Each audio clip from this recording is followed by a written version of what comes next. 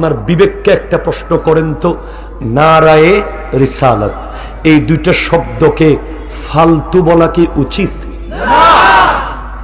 আপনার দ্বিমত থাকতে পারে, আপনার মতামত থাকতে পারে, যেখানে আপনি আপনার বাবাকে কখনো কোনো বিষয়ে ফালতু বলার সাহস নাই, নিয়ম নাই, ঠিক কিনা বলেন না? মাকে আপনি ফালতু বলতে পারবেন না, উস্তাদকে আপনি ফালতু বলতে পারবেন না, এটা সম্পূর্ণ হারাম। এটা দালালাতুন নসের মাধ্যমে হারাম হয়েছে।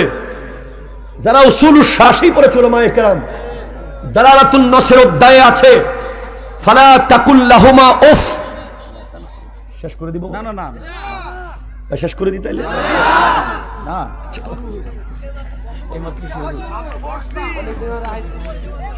মারহাবা। কমিটির লোক আইলে মাঝে মাঝে ডর লাগে, কিনলে না কিনলে আইতেছে আবার, আমি আবার কিতা করলাম।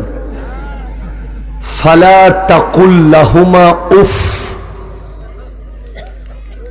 মা বাবার সামনে মা বাবাকে উফ বলা যাবে না।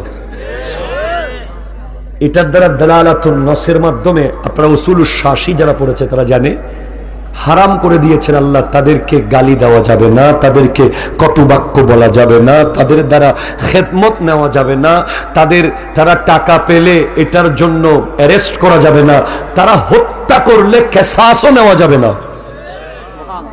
যেখানে বাবা মাকে একটা কটু শব্দ বলা ইসলাম হারাম করেছে, সেখানে আপনি আমার নবীর ব্যাপারে বলছেন ফালতু।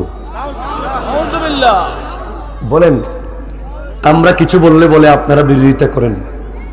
আমরা আমার ভাইদেরকে বুঝাই